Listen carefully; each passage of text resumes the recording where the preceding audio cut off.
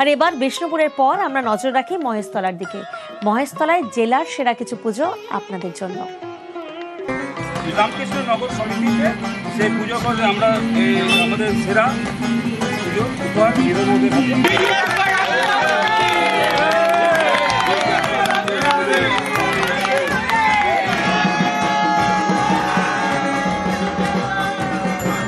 দক্ষিণ 24 পরগনার আশুতি ওয়ানে একটি পুজো মণ্ডপে আমরা এসেছি। সেই পুজো মণ্ডপ জেলার সেরা পুজো বলে নথিভুক্ত হয়েছে। আমরা কর্মকর্তার হাতে সেই প্রাইজ তুলে দেবো।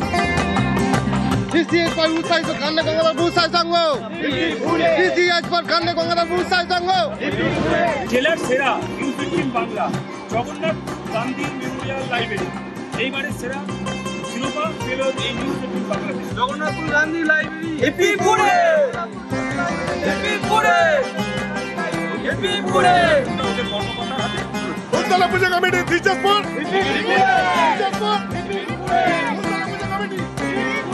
জেলার সেরা পুজো হিসাবে বিবেচিত করা হয়েছে এই কাঁঠালবেড়িয়া গ্রামবাসীবৃন্দের। জেলার সেরা হিসাবে এই তরুণ সংঘকেই বেছে নেওয়া হলো নিউজ18 বাংলার পক্ষ থেকে।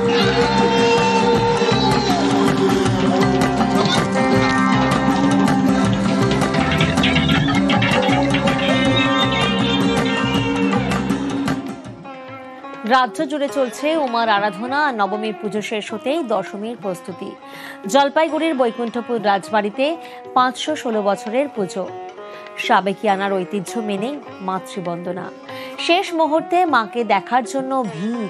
বৈকুণ্ঠপুর রাজপরিবারে মন খারাপ।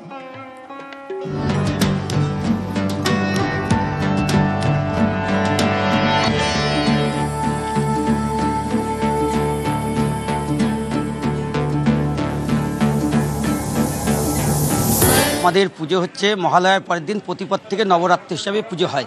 যদিও এই মন্দিরে ষষ্ঠীর থেকে পুজো হয়, পাশে কালী মন্দিরে আমাদের নবরাত্রি হিসাবে পুজো হয়।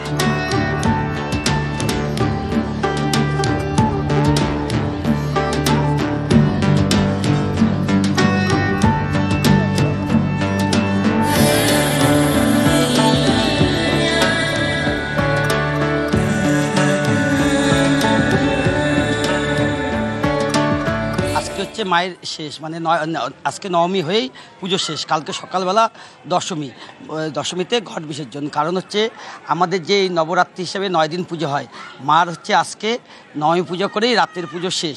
একটা বিষাদের সবার মুখেই একটা ইয়েতে মানে দুঃখের ছায়া, এবং কি আকাশ বাতাসও আজকে, বিশেষ করে উত্তরবঙ্গের আজকে আবহাওয়াও খুব মা যাচ্ছে, এই আবহাওয়াতে তাদেরও বিষাদের ছায়া বোঝাই যাচ্ছে।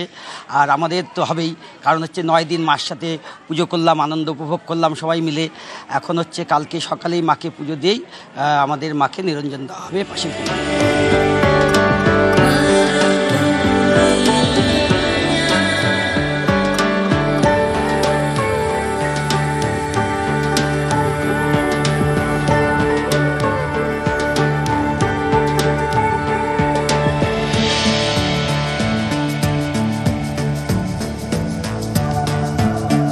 থাকবেই, কারণ নবমীতে হচ্ছে ওরা যতক্ষণ ঘট বিসর্জন না হয় মন্দিরে আসেন না। সবারই আজকে হচ্ছে আমাদের নবরাত্রি হিসাবে পুজো, আমাদের আজকেই শেষ পুজো। তার জন্য সবারই একটা বিষাদের ছায়া সবারই এতেই আছে, মন খারাপ।